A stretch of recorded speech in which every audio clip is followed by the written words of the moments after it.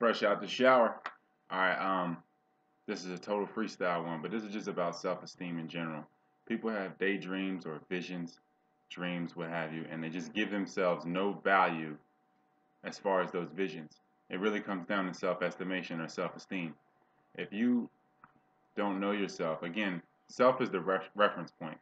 Everything is about the proximity to self. How far is your body from yourself? How far is your heart from yourself? It's all about alignment of the Trinity, self, heart, and body. Sorry, or self, soul, and body. So, however you want to look at it, you just got to understand that you set the trends.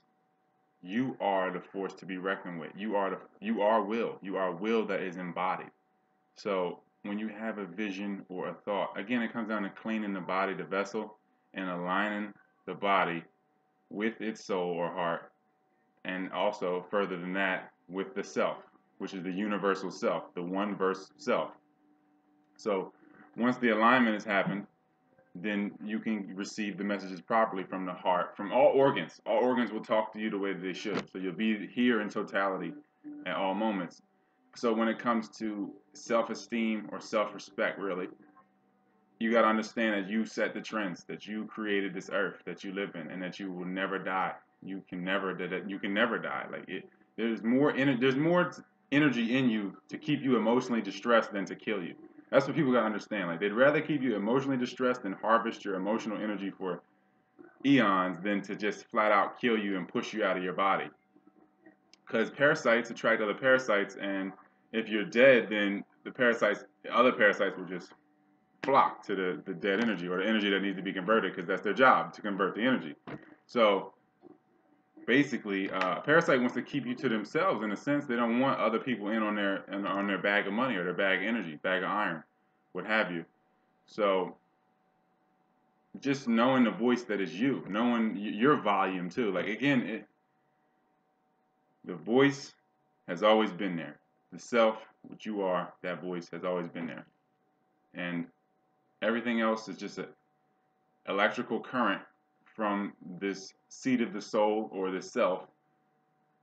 It's just a proximity from your heart that it just lets you know. Like if you're here at self, if you're at self, and you can just feel the sensations through the vessel from any point on the body, then you know what everything is coming from, what it stems from, what every itch and scratch means, what every little creak or anything. You know what it all means when in proper alignment. It's all about alignment.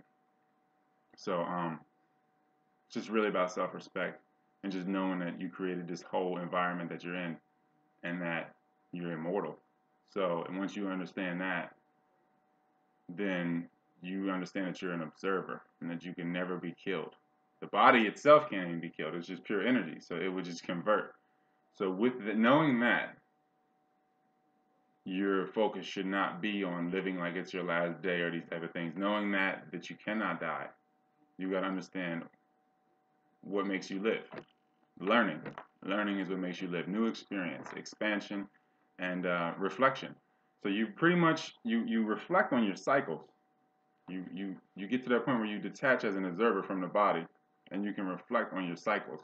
And that's all you can really do is reflect or observe and create and be. So that's all you can really do. That's dead and alive. So that's really it. That's really what you do. And then when you can transcend that duality of life and death, and there's no ending or beginning there, then you can see how there's only one life. There's one verse, the universe. So you really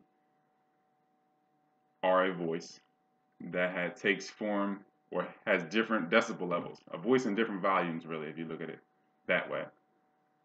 So you're this immortal voice, but you might have other ancestors, other pieces of you that you don't, those voices that you might not have familiarized yourself with this lifetime. This body isn't familiar with those voices, so it just hears or feels sensations in the body and doesn't know where they originate from, where they stem from. So once you find self as a reference point, it's easy to decipher.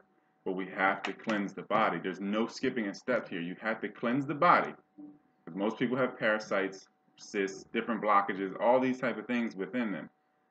And the worm situation is just crazy. Of course, most people have worms, whether they be in your intestines, liver, brain, lungs. Most people on this earth have some sort of parasite, and usually worms. So like Jadakiss said, like at the end it's gonna be all the real cats is dead and the worms will survive. Like it's not like anybody. Most people know, they just don't know what they know, and that just comes down to having value for self and self knowledge and respecting self and the voice in your own head, because it applies to you and your reality. And when we talk about relative evolution, you have other vibrations or other voices going on their path. They're going through their different volumes and different decibel levels to experience different music, basically, different experiences. And so we look outside of ourselves and see that and feel like that there's some type of linear progression that we need to be on in comparison to these other people. These people are no more than factions of ourselves and vice versa, here to remind each other which path we're supposed to be on, you know. And of course, the alternate route is a long one, but they end up in the same spot. So it's all about peace and retaining the knowledge of self to express the knowledge of self so that it will always be in existence. So you will always be in existence as far as an influence and an exfluence. So that if you do re-arrive, reincarnate, what have you, you'll come back through people who you taught, who taught you, who will teach you. And then the cycle continues, and then we expand as a species, and we don't look at time anymore. We look at it in a sense that we're always in space, and that it's just pretty much energy in space. And if we look at E equals mc squared, again, it's just energy equaling matter. So anything that is energy, any form of vibration, it is material at some level. And as a alchemist, you see your body as an alchemist. Again, you absorb atmosphere through your breath. The body's just a swinging door of the breath. You don't know which way is in and out. But you absorb atmosphere through the breath, and you convert it into something that is energy for your body to use.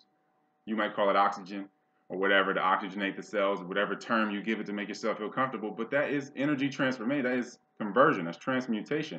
It's the same thing with food. It's the same thing with anything. When people say take that negative energy and turn it into something else, that is just transmutation. It happens every day. So let's get back to self.